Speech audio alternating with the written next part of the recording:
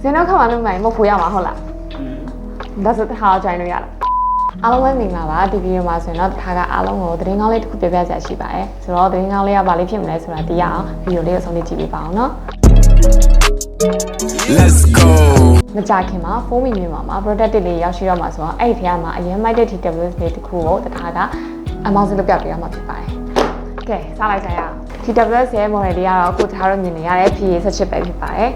ဘူးထဲမှာဆိုရင်တော့ TWS case လေးနဲ့ earbud လေးတွေကိုဒီတန်းစီထည့်ထားပေးပြီးတော့မှ warranty card, manual book နဲ့အပြင်ကျိုးတွေပါတဲ့ပြင်ကိုကိုယ့်နဲ့စင်ပြေစီမဲ့စီစဉ်ကိုတစ်ပေးတွေကိုစိုက်ရေးလို့ရအောင်လို့အပိုလေးထည့်ထားပေးရပါတယ်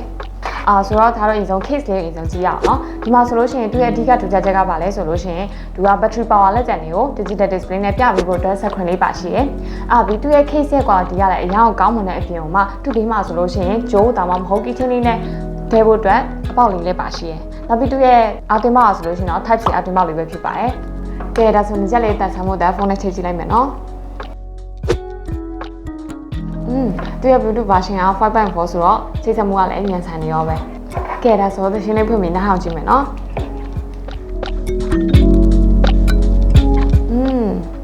သူမှဆိုရင်ကြက်ကိုတက်ထားလိုက်တာနဲ့သူကအတန်လုံးပြီးတော့တော်ရုံပတ်ဝန်းကျင်ရဲ့ဆွေးနွေးတန်နေတော့ဆိုလို့ရှိရင်တော့သူကပျောက်သွားတယ်နောက်ပြီးသူမှဆိုရင်ဒီရဲ့ Super Bass Effect System နဲ့ HD Stereo Sound System ပေါင်းနေတဲ့ကြောင့်မလို့အတန်ထနှုံးကလည်းအရင်ကောင်းမွန်တယ်ပြီးတော့နောက်တစ်ခုကသူမှဆိုလို့ရှိရင် Touch Control System လေးလည်းပါရရဲ့နော် Play Pause တချင်းကြော်ကဖုန်းဖြေရရဲ့အပြင်အတန်တိုးချော့ပါရတော့ဖုန်းကိုင်ကြမလို့ပဲနဲ့ဒါစကြနဲ့ချိန်နှားထောင်နေအောင်မယ်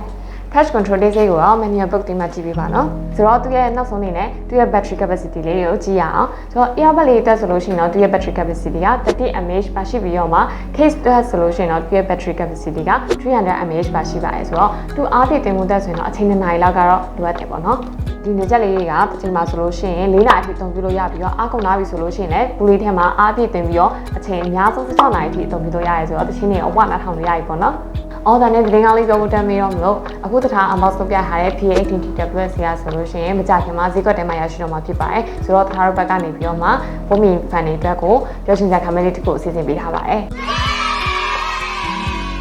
ခံမလေးကတော့ဒီဗီဒီယိုလေးကို share ပြီး PA18 ရဲ့ဇင်းလုံးလေးတွေကို comment ပြီးတော့မှဒီဗီဒီယိုရဲ့ comment အောက်မှာရေးပေးရမှာပဲဖြစ်ပါတယ်အဲ့ဒီထဲမှာတခါတော့အပြည့်မှန်တူတော့မဟုတ်အနည်းဆက်ဆုံးပြည့်မှန်တူငါ့ကိုရေး share ပြီးတော့မှမဟုတ်ဖို့တောင်းစီပြီးတော့မှဖြစ်လို့အခုပဲဗီဒီယိုလေးကို share ပြီးဇင်းလုံး